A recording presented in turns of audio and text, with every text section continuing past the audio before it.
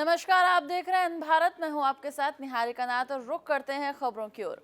अयोध्या में नवनिर्मित राम मंदिर में मंगलवार देर शाम तक 5 लाख से अधिक श्रद्धालु भगवान राम के बाल स्वरूप का दर्शन कर चुके हैं।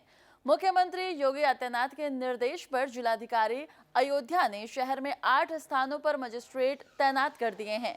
श्रद्धालुओं की भारी भीड़ के मद्देनजर कई बार भीड़ काबू से बाहर होती दिखी, लेकिन पुलिस प्रशासन के आला अधिकारियों ने स्थिति को तुरंत संभाल लिया और लोगों को कतार में खड़ा करवाकर भगवान राम के दर्शन कराए। मिली जानकारी के मुताबिक इस बीच मुख्यमंत्री योगी आदित्यनाथ ने देर शाम सोशल मीडिया मंच एक्स पर जारी पोस्ट में बताया कि आज श्री अयोध्या धाम में श्री राम जन्मभूमि मंदिर परिसर का स्थलीय निरीक्षण किया। इस अवसर पर संबंधित अधिकारियों को पूज्य साधु संतों व श्रद्धालुओं हेतु प्रभु श्री राम लला के सुलभ एवं सहज दर्शन के साथ ही सभी आवश्यक व्यवस्थाएं सुचारू रूप से संचालित करने हेतु आवश्यक दिशा निर्देश भी दिए।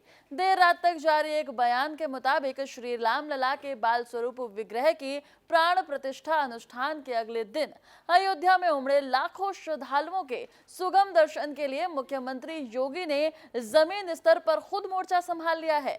अचानक अयोध्या पहुंचे मुख्यमंत्री ने पहले हवाई सर्वेक्षण कर स्थिति का जायजा लिया, फिर स्थानीय प्रशासन के अधिकारियों के साथ बैठक कर श्रद्धालुओं की सुरक्षा, सुविधा और सहूलियत के लिए आवश्यक इंतजाम करने के लिए दिशा निर्देश दिए। इसके बाद श्री राम जन्मभूमि मंदिर पहुंचे मुख्यमंत्री ने मंदिर न्यास के पदाधिकारियों के साथ दर्शन के लिए उमड़ रहे भारी संख्या में श्रद्धालुओं के प्रबंधन, दर्शन, पूजन व्यवस्था और व्यवस्थाओं को लेकर चर्चा की। श्री कृष्ण जन्मभूमि मंदिर का केस लड़ रहे हिंदूवादी नेता दिनेश शर्मा फलाहारी ने बताया कि मंदिर को कई बार मुगल शासकों ने तोड़ा, लेकिन हिंदुओं ने हिम्मत नहीं हारी। उन्होंने कहा कि मुगल शासक मंदिर तोड़ने गए और हिंदू राजा मंदिर बनाते गए। 1017 में महमूद गजनवी ने मथुरा के प्रसिद्ध मंदिर श्री कृष्ण जन्मभूमि को तोड़ा और मंदिर से सोना चांदी लूटकर अपने साथ ले गया। इतना ही नहीं, मूर्तियों को भी अपने साथ ले गया। इसके बाद हिंदू राजाओं का शासनकाल आया और हिंदू राजाओं ने मंदिरों को फिर से बनाया। इसके बाद 1250 के आसपास मुगल शासक फिरोज तुगलक में हमारे श्री कृष्ण भूमि मंदिर को तोड़ा और उसके शासन को खत्म होने के बाद फिर 1490 के करीब मंदिर को सिकंदर लोदी के शासनकाल में तोड़ा गया। उसके बाद हिंदू राजाओं ने मंदिर बनाया। उसके बाद 1670 में मुगल शासक औरंगजेब ने मंदिरों को तोड़ा। इस प्रकार ये मंदिर कई बार तोड़े गए और कई बार बनाए गए। मुगल शासक मंदिर तोड़ते गए और हिंदू राजा मंदिर बनाते गए। आगे उन्होंने कहा कि औरंगजेब ने मंदिरों को तोड़कर वहां विशाल चबूतरा बनवाया और उस पर एक सफेद बिल्डिंग खड़ी की गई। उसको भी ईदगाह मस्जिद कहते हैं। ये बिल्डिंग उस स्थान पर है जहां पर भगवान श्री कृष्ण का मूल गर्भगृह है। अभी भी हमारा भगवान का मूल गर्भगृह भी मुगल शासकों के बनाए गए मस्जिद के कब्जे में है। हमारा केस इलाहाबाद हाई कोर्ट में चल रहा है और इलाहाबाद हाई कोर्ट ने सर्वे के ऑर्डर दे दिए थे, लेकिन मुस्लिम समाज की तरफ से सुप्रीम कोर्ट में अपील करने पर कुछ दिनों के लिए सर्वे को रोक दिया गया है। लेकिन दिनेश शर्मा ने आगे कहा कि हमने हिम्मत नहीं हारी है, सर्वे एक न एक दिन जरूर होगा, क्योंकि न्यायालय सबूतों के आधार पर फैसला देगी और हमें विश्वास है कि एक न एक दिन सर्वे होकर रहेगा। सर्वे के दौरान जितने भी साक्ष्य ईदगाह मस्जिद में छुपे हुए हैं, उन सब की रिपोर्ट बनाकर न्यायालय में अधिकारी जमा करेंगे, जिससे न्यायालय को फैसला देने में आसानी होगी। देखिए, सबसे पहले तो आपके चैनल को बहुत बहुत धन्यवाद, जो आपने मंदिर और मस्जिद की सच्ची कहानी अपने दर्शकों को दिखाने जा रहे हैं। मैं आपको बताना चाहता हूँ, मेरा नाम दिनेश शर्मा है और मैं श्री कृष्ण जन्मभूमि से मस्जिद को हटाने वाला केस लड़ रहा हूँ न्यायालय में। तो मैं आपको एक रहस्य दिखाना चाहता हूँ जी। देखिए, ये सफ़ेद बिल्डिंग दिख रही है आपको, ये ईदगाह मस्जिद इसको कहते हैं जी। हाँ, मैं कैमरे की वजह से दिखा रहा हूँ। हमारे भगवान श्री कृष्ण कान्हा के गर्भगृह के ऊपर बनी हुई है। ये असली जो हमारे कान्हा का जन्म जो कंस के 7वीं कोठरी में हुआ था, वहाँ पर इस मुगल शासकों द्वारा अवैध कब्जा है। तो मैं आपको बताना चाहता हूँ, यहाँ कंस का पहले कारागार था। उस कारागार में के 7वीं कोठरी में भगवान कृष्ण का जन्म हुआ। तो यहाँ भगवान श्री कृष्ण के प्रपुत्र ने कंस के कारागार को तोड़कर एक बहुत विशाल मंदिर बनवाया। वो मंदिर इतना विशाल था कि उसकी गुम्बद को आप आगरा से देख सकते थे, इतना बड़ा मंदिर था। तो उस समय 1017 में महमूद गजनवी नाम का मुगल शासक आया और उसने मंदिर को कई दिनों तक लूटा। मंदिर इतना विशाल था, उसमें सोना चांदी हीरा जवाहर जड़ित मूर्तियां थीं, उनको सबको लूट के ले गया और मंदिर को तोड़ गया। उसके बाद में हिंदुओं का शासन काल आया, फिर हिंदुओं ने उसको मंदिर को बनवाया। उसके बाद में 1250 में फिरोज तुगलक का शासन काल आया। फिरोज तुगलक के शासनकाल में भी हमारे भव्य मंदिर को तोड़ा गया। उसके बाद में पुनः हिंदू राजाओं का शासनकाल आया, फिर हमारे हिंदू राजाओं ने मंदिर को बनवाया और 1490 के करीब सिकंदर लोदी का शासनकाल आया। तो सिकंदर लोदी के शासनकाल में भी हमारे भगवान श्री कृष्ण के भव्य मंदिर को तोड़ दिया गया। तो मैं आपको मुगल शासकों की जो सोच है उसको बताना चाहता हूँ। हमने कभी भी किसी मस्जिद और दरगाह को नहीं तोड़ा। हमारे हिंदू राजाओं ने सभी धर्मों का सम्मान किया, लेकिन मुगल शासक जो भी आता था वो पहले हमारे हिंदू मंदिर को तोड़ता था, उसके बाद में राजकाज करता था। तो उसके बाद में फिर हमारे हिंदू राजाओं ने मंदिर बनवाया। फिर 1670 में औरंगजेब ने मंदिर को तोड़ा और मंदिर को तोड़ करके एक विशाल चबूतरा बनवाया। उस चबूतरे पे एक बिल्डिंग खड़ी की जिसको हम कथित ईदगाह मस्जिद कहते हैं। तो ये बिल्डिंग है सफ़ेद वाली, इसको विवादित ढांचा भी कह सकते हैं। तो ये मुगलों के पाप की निशानी है। ये हमारे हिंदू मंदिर को तोड़ करके बनाई गई है, जिसके साक्ष्य हमने न्यायालय में जमा कर दिए। खसरा खतौनी में हिंदू पक्ष के नाम में, पुरानी खेवट में जन्मभूमि ट्रस्ट का नाम है, बिजली का बिल भी हिंदू पक्ष देता है, पानी का बिल हिंदू पक्ष देता है, और तो और जो नगर निगम का टैक्स है वो भी हिंदू पक्ष देता है। प्रधानमंत्री नरेंद्र मोदी ने बुधवार को उत्तर प्रदेश के स्थापना दिवस पर राज्यवासियों को बधाई दी और उम्मीद जताई कि देश का ये सबसे बड़ा राज्य विकसित भारत की संकल्प यात्रा में अग्रणी भूमिका निभाएगा। प्रधानमंत्री मोदी ने सोशल मीडिया प्लेटफॉर्म एक्स पर एक पोस्ट में कहा कि अध्यात्म, ज्ञान और शिक्षा की तपोभूमि उत्तर प्रदेश के अपने सभी परिवारजनों को राज्य के स्थापना दिवस की अनेक शुभकामनाएं। उन्होंने कहा कि बीते 7 वर्षों में प्रदेश ने प्रगति की एक नई गाथा लिखी है, जिसमें राज्य सरकार के साथ जनता जनार्दन ने भी बढ़ चढ़कर भागीदारी की है। मुझे विश्वास है कि विकसित भारत की संकल्प यात्रा में उत्तर प्रदेश की अग्रणी भूमिका निभाएगा। बता दें कि उत्तर प्रदेश दिवस मनाने की पहल तत्कालीन राज्यपाल राई नाईक ने की थी और मुख्यमंत्री योगी आदित्यनाथ के नेतृत्व में भारतीय जनता पार्टी की सरकार बनने के बाद 2018 से हर साल इस दिवस पर विभिन्न कार्यक्रम आयोजित किए जाते हैं। उत्तर प्रदेश का स्थापना दिवस 24 जनवरी को मनाने के पीछे एक वजह है। पहले उत्तर प्रदेश को संयुक्त प्रांत के नाम से जाना जाता था, लेकिन 24 जनवरी 1950 से इस राज्य को उत्तर प्रदेश के नाम से पहचान मिली। इसलिए 2018 से हर साल 24 जनवरी की तारीख को उत्तर प्रदेश के स्थापना दिवस के रूप में मनाया जाता है। बिहार के दिग्गज नेता और पूर्व मुख्यमंत्री कर्पूरी ठाकुर को मरणोपरांत देश का सर्वोच्च सम्मान भारत रत्न देने के केंद्र सरकार के फैसले का उत्तर प्रदेश के मुख्यमंत्री योगी आदित्यनाथ ने स्वागत किया है। योगी ने एक्स पर पोस्ट किया कि महान स्वतंत्रता संग्राम सेनानी, सामाजिक न्याय के अग्रदूत जननायक कर्पूरी ठाकुर को मरणोपरांत भारत रत्न से विभूषित किए जाने का निर्णय अभिनंदनीय है। उन्होंने कहा कि सामाजिक न्याय को समृद्ध करता यह निर्णय लोकतांत्रिक मूल्यों के प्रति उनकी सच्ची श्रद्धा तथा वंचितों, शोषितों और अपेक्षितों को उन्नयन हेतु उनके योगदानों के प्रति देशवासियों की ओर से समेकित श्रद्धांजलि है। गौरतलब है कि राष्ट्रीय भवन ने देर शाम एक वक्तव्य जारी कर कहा कि राष्ट्रपति द्रौपदी मुर्मू ने कर्पूरी ठाकुर को भारत रत्न सम्मान देने का ऐलान किया है।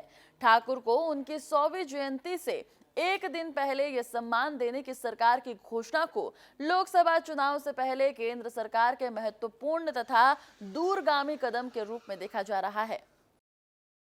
उत्तर प्रदेश में बरेली की एक विशेष अदालत ने बहुजन समाज पार्टी प्रमुख और पूर्व मुख्यमंत्री मायावती का पुतला फूंकने के मामले में उत्तर प्रदेश सरकार में मंत्री धर्मपाल सिंह को दोष मुक्त करार दिया है। विशेष न्यायालय एमएलए एमपी ने मंगलवार शाम कैबिनेट मंत्री के खिलाफ चल रहे केस पर फैसला सुनाते हुए उन्हें दोष मुक्त कर दिया है। उन पर बसपा सरकार 2010 में मुकदमा लिखा गया था। जानकारी के मुताबिक विशेष लोक अभियोजन एमएलए एमपी कोर्ट अर्जित द्विवेदी ने बताया है कि तत्कालीन विधायक धर्मपाल सिंह, सचिन और ओमकार के खिलाफ अभियोग पंजीकृत किया गया है। प्रकरण में 3 अभियुक्तों में से अभियुक्त ओमकार की मौत हो चुकी है। शासन ने 29 अगस्त 2023 को अभियोग को वापस लेने का निर्णय लिया। उन्होंने धारा 321 सीआरपीसी के तहत विशेष न्यायालय एमएलए एमपी कोर्ट में केस खत्म करने के लिए प्रार्थना पत्र दिया था। प्रार्थना पत्र कोर्ट ने स्वीकार कर लिया। फैसले में कहा गया है कि बाद में लंबित रखने का कोई औचित्य शेष नहीं रह गया है। गौरतलब है कि अलीगंज के ग्राम मैनी शिवनगर निवासी ओमपाल ने दर्ज कराए गए मुकदमे में बताया था कि 2 जून 2010 दिन बुधवार करीब 3 बजे ज्ञानी शिवनगर गांव में विधायक धर्मपाल सिंह जनसभा करने के लिए आए थे। गांव में काफी लोग मौजूद थे। विधायक के इशारे पर तत्कालीन मुख्यमंत्री मायावती का पुतला बनाया गया। ये पुतला सचिन, सूर्य प्रकाश शर्मा, ओमकार वर्मा ने विधायक के कहने पर सचिन और ओमकार ने पुतले में आग दी। भूपराम ने मना किया, लेकिन ये लोग नहीं माने। जब वो मौके पर पहुंचे तब तक ये पुतला जला दिया गया था, जिसके बाद पुलिस ने मुकदमा दर्ज कर लिया था। लखनऊ से सपा अनुसूचित जाति प्रकोष्ठ के राष्ट्रीय अध्यक्ष राहुल भारती के नेतृत्व में देश बचाओ संविधान बचाओ पीडीए यात्रा महानगर पहुंची। इस दौरान नगर विधानसभा अध्यक्ष कमरुज्जमा सैफी के नेतृत्व में कोहिनूर तिराहे पर पदाधिकारियों और कार्यकर्ताओं ने यात्रा में शामिल पदाधिकारियों को माला पहनाकर उनका स्वागत किया। वहीं इस दौरान लखनऊ से चलकर यात्रा में आए उत्तराखंड के प्रदेश अध्यक्ष आदेश पालीवाल, दिल्ली के प्रदेश अध्यक्ष सोनू जाटव, पंजाब के प्रदेश अध्यक्ष बीरवा सिंह हंस शामिल थे। इस दौरान स्वागत करने वालों में सपा के जिला अध्यक्ष डीपी यादव, राष्ट्रीय उपाध्यक्ष अनुसूचित प्रकोष्ठ ब्रिजलाल जाटव, जुगल किशोर वाल्मीकि, महानगर उपाध्यक्ष नसीम पाशा सहित और भी लोग नेता शामिल रहे। तो वहीं सपा कार्यालय पर मीडिया से बातचीत के दौरान अनुसूचित जाति प्रकोष्ठ के राष्ट्रीय अध्यक्ष राहुल भारती ने कहा कि लखनऊ से ये यात्रा शुरू की गई है। यात्रा का उद्देश्य है जो आजाद भारत में दलित, पिछड़े, अगड़े, अल्पसंख्यक और अन्य लोग जो भी स्वाभिमान सम्मान जिनको नहीं मिला है उनकी लड़ाई लड़ सकें और सरकार में उनकी हिस्सेदारी सुनिश्चित कर सकें। तो वहीं राम मंदिर उद्घाटन को लेकर सांसद एसटी हसन ने कहा कि मुस्लिम होने के नाते मैं कुछ नहीं कह सकता, लेकिन फिर भी हिंदू धर्म के शंकराचार्य के मुताबिक अयोध्या में कुछ नहीं हुआ। सांसद ने कहा कि जो हिंदू भाइयों ने मुझे बताया उसके हिसाब से ये सभी काम उस व्यक्ति को करना चाहिए था जिसकी पत्नी हो। सांसद के साथ की इस बड़े धार्मिक आयोजन से शंकराचार्य को एक साइड में कर देना ये देश के हित में और देश के आगे आने के समय के लिए अच्छा नहीं है। जनता इसका जवाब जरूर देगी। देखिए, देश की इस वक्त सबसे बड़ी जरूरत पीडीए है। आपको मालूम है और इतिहास गवाह है कि पीडीए की पॉपुलेशन 85% है। इस 85% पॉपुलेशन को क्या मिला इस देश के अंदर? मलाई किसने खाई? कौन गरीब से गरीब तर होता चला गया और कौन अमीर से अमीर तर बढ़ता चला गया? देश के अंदर इस तरह की जो डिस्पैरिटी हो रही है, सबके साथ लेके चलना, सबका विकास करना और सबकी साथ इंसाफ करना, ये समाजवादी पार्टी का धर्म रहा है और वो अपना धर्म आज भी निभा रही है और निभाती रहेगी। देखिए, उद्घाटन हो गया, अब इसमें हम क्या कह सकते हैं, लेकिन हमें बीइंग ए मुस्लिम हम नहीं कह सकते कुछ भी, लेकिन हम इतना जानते हैं कि हिंदू भाइयों को सोचना पड़ेगा कि क्या शंकराचार्यों से ऊपर कोई आदमी हो सकता है इस देश में? क्या हिंदू धर्म में शंकराचार्यों से ऊपर कोई है? शंकराचार्य क्या कह रहे हैं और वहाँ क्या हुआ, क्या विधि विधान है जो मेरे हिंदू भाई ने मुझे बताया, उसके हिसाब से भी ये जिक्र भी हुआ है कि ये सारे काम उस परफेक्ट कंप्लीट आदमी को करने चाहिए जिसकी बीवी भी हो और जिसकी पत्नी भी हो। और शंकराचार्यों को एक साइड में कर देना ये देश हित में और देश के आगे आने वाले वक्तों के लिए अच्छा नहीं। हम संविधान बचाओ देश बचाओ समाजवादी पीढ़ी यात्रा को लखनऊ से लेकर चले हैं। इसका उद्देश्य देश के अंदर रहने वाले समाजवादी लोग, वो लोग जिन लोगों को आज़ाद भारत में उनकी हिस्सेदारी नहीं मिली, दलित हैं, पिछड़े हैं, अल्पसंख्यक हैं, वो अगड़े हैं जिन लोगों को आज़ाद भारत में वो सम्मान स्वाभिमान नहीं मिला, उनके हकों की लड़ाई लड़ सके और आने वाली सरकार में उनकी हिस्सेदारी सुनिश्चित कर सके, ये हमारे पीढ़ी यात्रा का उद्देश्य है। कल देश हाथरस में सड़क सुरक्षा को लेकर हजारों स्कूली बच्चों ने वाहन चालकों को ट्रैफिक नियमों के प्रति जागरूक करने के लिए 9 किलोमीटर लंबी मानव श्रृंखला बनाई है। आपको बता दें कि बढ़ते सड़क हादसों को देखते हुए जिला प्रशासन की तरफ से लगातार वाहन चालकों को नियमों के प्रति जागरूक किया जा रहा है, क्योंकि हाथरस में पड़ रहे कोहरे और ट्रैफिक नियमों के उल्लंघन के चलते वाहन दुर्घटनाओं में काफी इजाफा हुआ है, जिसको लेकर आज जिला प्रशासन और ट्रैफिक पुलिस ने शिक्षा विभाग के सहयोग से मानव श्रृंखला बनाई गई, जिसमें हजारों बच्चों ने चंदपा थाना क्षेत्र के भुसनगला बाईपास से लेकर रुहेरी तिराहे तक लगभग 9 किलोमीटर लंबी मानव श्रृंखला बनाकर वाहन चालकों को ट्रैफिक नियमों के प्रति जागरूक किया गया है। ये बच्चों द्वारा जो श्रृंखला बनाई गई है, ये सड़क सुरक्षा के प्रति लोगों को और बच्चों को जागरूक करने हेतु बनाई गई है। इसमें बच्चों को सड़क सुरक्षा के जो नियम हैं उनकी शपथ दिलवाई जाएगी, जैसे हेलमेट पहन के गाड़ी चलाना है या फिर शराब पीकर या नशे में गाड़ी नहीं चलाना है, और भी जो यातायात के नियम हैं उनका पालन करना है। इन सब के बारे में बच्चों को जागरूक करना है। कानपुर के बजरिया थाना क्षेत्र के कंघी मोहाल बाबूजी के होटल के पास एक मकान में जोरदार धमाका हुआ। इस धमाके से आसपास में हड़कंप मच गया। आपको बता दें कि इस जोरदार धमाके से एक मकान की छत गिर गई है और मकान का ऊपरी हिस्सा पूरी तरह से ध्वस्त हो गया है। तो वहीं इस घटना में मकान के छत गिरने से मकान में रह रहे 4 से 5 लोग मलबे में दब गए, जिसके बाद आनंद फानंद में क्षेत्रीय लोगों ने पुलिस और फायर ब्रिगेड को गटवा की सूचना दी और मलबे में दबे लोगों को निकालकर उपचार के लिए हेटल अस्पताल भेजा गया। वहीं इस संबंध में घटनास्थल पर पहुंचे एसीपी अनवरगंज इंद्र प्रकाश सिंह ने बताया कि थाना बजरिया क्षेत्र के अंतर्गत कंगी मोहाल क्षेत्र के एक घर में विस्फोट होने की सूचना मिली थी। लोगों ने बताया था कि सिलेंडर ब्लास्ट की वजह से कुछ लोग घायल हैं। मौके पर पुलिस और फायर ब्रिगेड की टीम ने पहुंचकर बचाव कार्य जारी कर दिया था। तो वहीं इस घटना में 4 लोग गंभीर रूप से घायल हुए हैं, जिनको उपचार के लिए हेटल हॉस्पिटल भेज दिया गया है। बाकी आगे जांच की जा रही है और घटना का मुख्य कारण क्या रहा पता किया जा रहा है। देखिए, कंगी मोहाल बजरिया में एक मकान में विस्फोट की सूचना मिली थी। लोगों ने बताया था कि सिलेंडर ब्लास्ट की वजह से कुछ लोग घायल हैं। यहाँ मौके पर पुलिस और फायर सर्विस की टीम पहुंच गई है। 4 लोग घायल थे जिन्हें हॉस्पिटल भिजवाया गया है तथा वहाँ उपचार की व्यवस्था की जा रही है। फायर की टीम आ गई है, फॉरेंसिक एक्सपर्ट आ गए हैं, जिससे विस्फोट के वास्तविक कारणों का पता चल सके। प्रथम दृष्टया जो बताया गया वो सिलेंडर में ब्लास्ट की वजह से ये दुर्घटना हुई है। अभी रेस्क्यू किया जा रहा है, लोगों को सचेत करके जो मकान थोड़ा सा जर्जर स्थिति में है उसको सुरक्षित करने का प्रयास किया जा रहा है। बॉलीवुड फिल्म गदर की अभिनेत्री अमीषा पटेल मंगलवार को मुरादाबाद कचहरी पहुंची। के खिलाफ गबन के मामले में कोर्ट ने वारंट जारी किए हुए थे। यहां पहुंचकर उन्होंने जमानत के लिए फाइल तैयार कराई। इसके बाद वो वापस मुंबई चली गईं। बुधवार को उनके अधिवक्ता अभिषेक शर्मा अग्रिम जमानत के लिए प्रार्थना पत्र कोर्ट में दाखिल करेंगे।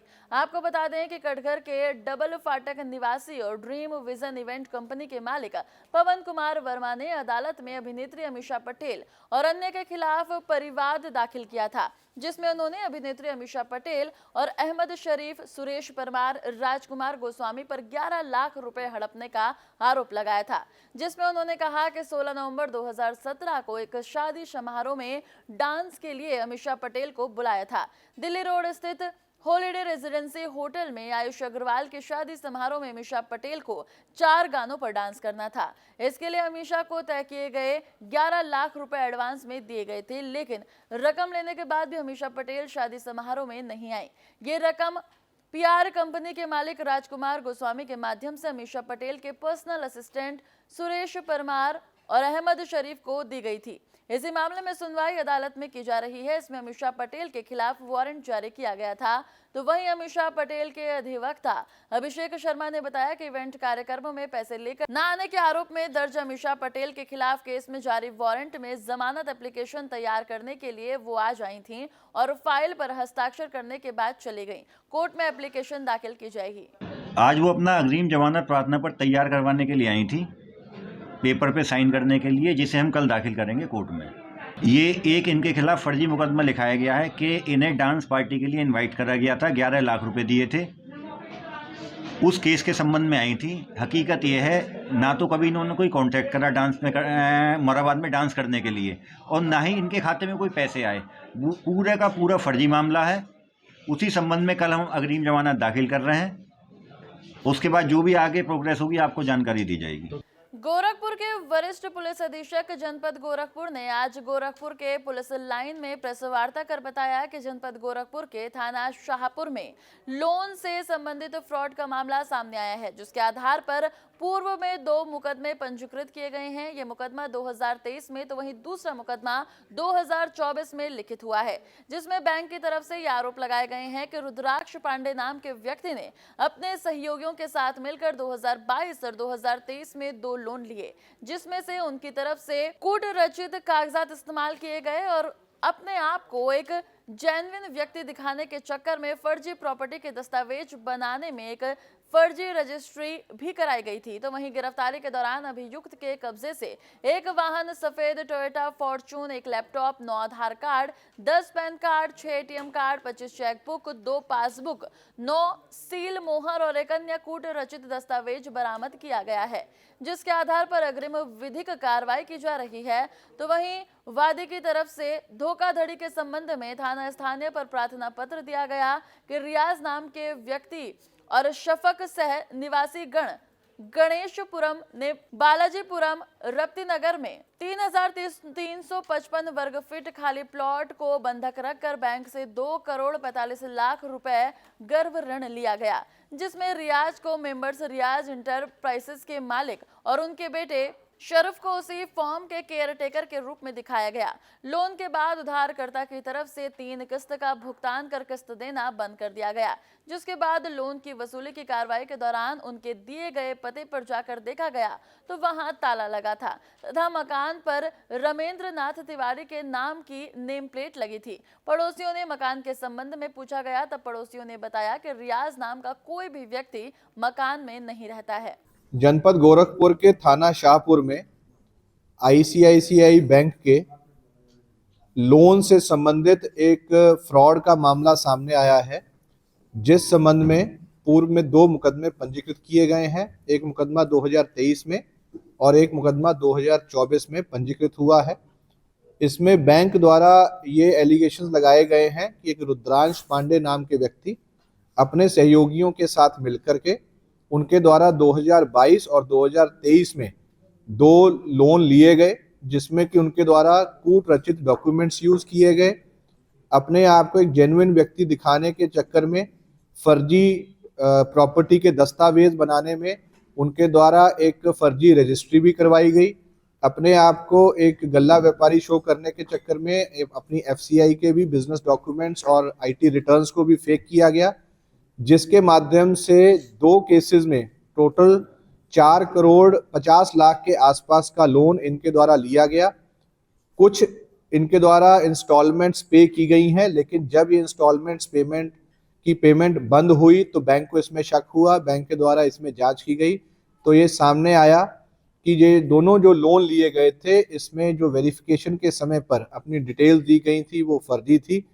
इसमें प्रॉपर्टी के डॉक्यूमेंट्स और एड्रेस भी फर्जी थे, जिस कारण से ये लोन डिफ़ॉल्ट हुए हैं। इस संबंध में बैंक द्वारा 2 मुकदमे पंजीकृत कराए गए हैं। इसमें मुख्य अभियुक्त रुद्रांश पांडे, जो कि दोनों लोन में मुख्य अभियुक्त और मुख्य साजिश करता है, उसको अरेस्ट किया गया है।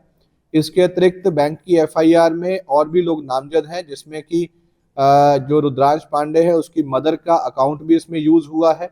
उसका एक सहयोगी जिसका कि नाम रियाज बताया जा रहा है, वो उसके द्वारा भी अपनी पहचान को दस्तावेज के माध्यम से फर्जी पहचान बनाई गई है, उसके अकाउंट में भी पैसे गए हैं। इस संबंध में इसकी रुद्रांश पांडे की अरेस्टिंग हुई है। साथ ही साथ जो बाकी अभियुक्त हैं उनकी तलाश जारी है। सोनभद्र दुग्धी ब्लॉक के क्षेत्रीय गांव भगाड़ू में बंजर भूमि पर आम सहमति से बन रहा खेल मैदान समतलकरणीकरण के बाद विवादों में आ गया है। बता दें कि बंजर भूमि पर खेतीबाड़ी कर रहे आदिवासियों ने प्रधान पर भूमि कब्जा करने का आरोप लगाया है, तो वहीं अधिकांश आदिवासियों ने बंजर भूमि पर खेल मैदान के निर्माण के लिए आगे आ गए और गृह पंचायत की बंजर भूमि पर खेल मैदान निर्माण की मांग उठाई। तो वहीं ग्राम पंचायत के सदस्यों और आमजन ने बताया कि कई सालों से गांव में खेल मैदान निर्माण की मांग चल रही थी। ग्राम पंचायत ने बंजर भूमि की संबंधित लेखपाल से जांच पड़ताल कराई गई और भूमि का चिन्हीकरण भी कराया गया, जिसके बाद वन विभाग के अदेय प्रमाण पत्र लिया गया। इसके बाद ग्राम पंचायत प्रधान के अलावा बीडीसी और ग्राम पंचायत के सभी सदस्यों सहित अन्य गणमान्य नागरिकों ने सहमति ली गई थी। आम सहमति के बाद जैसे ही उक्त बंजर भूमि के समतलीकरण करने की चर्चा हुई तो कुछ लोगों ने भूमि के कुछ हिस्से में फसल लगे होने की बात बताई, जिसके बाद बताया गया कि फसल स्वामियों को भी कुछ मुआवजे देने का वादा कर राजी कर लिया गया। इसी बीच एक परिवार की तरफ से कुछ केले के पौधे रोप दिए गए और इसी के आधार बनाकर एक पक्ष ने प्रधान पर आदिवासियों की भूमि कब्जा करने और अन्य आरोपों के साथ उप जिलाधिकारी के यहां शिकायत पत्र दी है। वहीं आदिवासियों का कहना है कि भूमि पर कई वर्षों से जोत हो रही है और ये भूमि हमारी है, जिस पर खेल मैदान नहीं बनने देंगे। हालांकि अधिकांश ग्रामीणों ने गांव में खेल मैदान बनाने के लिए गांव की मांग दोहराते हुए कहा कि बघाड़ू गांव में करीब 30 बीघे के आसपास बंजर भूमि है, जिस पर कुछ लोगों का अवैध कब्जा है। उसी में से लगभग 4 बीघे पर खेल मैदान बनाने की सहमति बनी है। खेल मैदान बनाने के पक्षधर आदिवासी दीवान सिंह गोंड ने कहा कि खेल मैदान बन जाने से गांव के बच्चे खेलकूद कर सकेंगे और उन्हें निरंतर अभ्यास का भी मौका मिलेगा। तो वहीं पुलिस फोर्स भर्ती की तैयारी करने वाले आदिवासी बच्चों को भी दौड़ सहित अन्य अभ्यास करने में मदद मिलेगी। गाँव के क्षेत्र पंचायत सदस्य ईश्वरी प्रसाद, गोविंद राजेंद्र सिंह उर्फ पिंटू, दीवान सिंह बिहारी सहित अन्य ग्रामीणों ने जनहित में खेल मैदान निर्माण की मांग दोहराई है। इस पर सर देखिए, हमारे ग्राम सभा की जमीन है, सरकारी संपत्ति है, उस पे जो है सरकारी जो है खेलकूद फील्ड जो है बनने जा रहा है। उसमें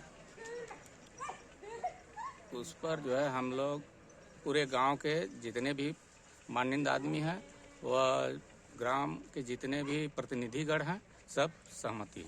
यहाँ पर देखिए खेल मैदान बहुत दिनों से नहीं था और यहाँ ग्राम सभा का जमीन जहाँ दिखाई पड़ा वो चिन्हित करके लेखपाल साहब और ग्राम बघाड़ू के माननीय लोग, प्रतिनिधि लोग, बीडीसी लोग, सदस्य लोग और गांव के तमाम माननीय लोगों ने प्रस्ताव रखा कि ग्राम सभा के भूमि पर जो है कि फील्ड का मैदान बनना चाहिए और यहाँ खेलकूद के लिए चाहे किसी भी कार्यक्रम के लिए बहुत बाधित होता है, क्योंकि जनता यहाँ काफ़ी परेशान रहता है फील्ड को लेकर के किसी भी कार्यक्रम को कराने के लिए। इस वजह से सभी लोगों की मनसा बना कि यहाँ पर एक फील्ड की होना अति आवश्यक है।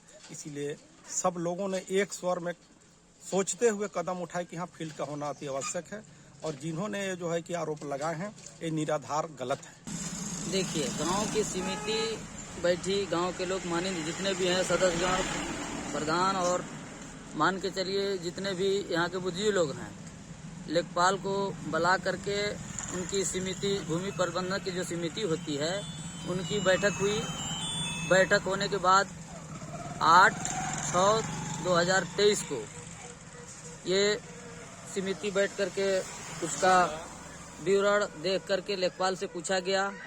फिर उसमें लेखपाल को बुला करके पैमाइश कराया गया। पैमाइश कराने के बाद खाली जमीन थी, लेखपाल ने चिन्हित कर दिया। इसके बाद हम फाइल तैयार किए। फाइल तैयार होने के बाद पूरा फाइल तैयार हो गया। इसके बाद यहाँ खेल के मैदान के लिए काम शुरू कराने के लिए ग्रामीणों ने कहे कि ऐसा है प्रधान जी कि अभी जो उबड़ खाबड़ जमीन है उसको समतल करके कम से कम टूर्नामेंट करा दिया जाए, क्योंकि बहुत लोग परेशान है, बच्चे लोग यहाँ के, और आप ध्यान नहीं दे रहे हैं। तो हमने लेखपाल को कहा तो लेखपाल बोले कि आपको तो मैं नंबर बता ही दिया हूँ। खेत जगह जमीन का मामला है। अब्दुल्ला अंसारी प्रधान हमारे जमीन पे फील्ड बनवा रहे हैं जबरदस्ती। 13 बीघा के जमीन पे फील्ड पास हुआ था, तो 8 बीघा का हम लोग का जोत कोड़ है, वहाँ फील्ड बना रहे हैं। 13 बीघा छोड़ करके हम लोग के जमीन पे फील्ड बना रहे हैं, जहाँ पे हम लोग खेती किए थे 2 बीघा पे केला लगाए थे और 2 बीघा पे सरसों, अरहर, तीसी, सरसों सब रौंदवा दिए। उसको लेकर के हम लोग मना भी किए, लेकिन प्रधान माने नहीं। हम लोगों को गाली धमकी दिए और चालान भी करवा दिए। और इसी के साथ इस बुलेटिन में बस इतना ही। देश और दुनिया की तमाम खबरों के लिए देखते रहिए एन भारत।